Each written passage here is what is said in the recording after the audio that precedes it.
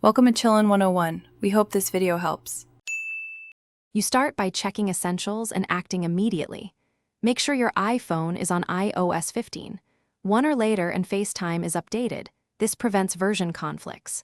Also enable screen recording and allow FaceTime to use cellular if needed. Once done, join the FaceTime call and tap Share Content, then select Share My Screen. This begins the broadcast. You're initiating the screen capture itself. Now wait for the 3-second countdown so other participants can see your display. Once you've started the broadcast, confirm permissions. Grant microphone and camera access so others hear and see system sound if needed.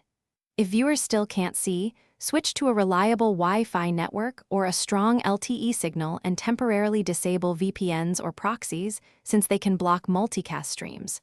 Make sure background apps that use screen recording are closed. Those can lock the recorder. After adjusting, stop and restart the screen share to refresh the session and signal a clean connection. To finish, tap the red timer or return to FaceTime and stop Share Content. This ends the broadcast and restores normal audio routing. If screen share still won't start, force close FaceTime and reboot the iPhone to clear transient bugs. If problems continue, reset network settings as a last resort.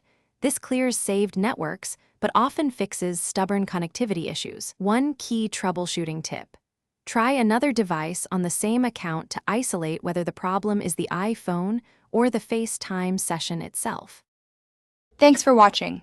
Consider subscribing if we helped you.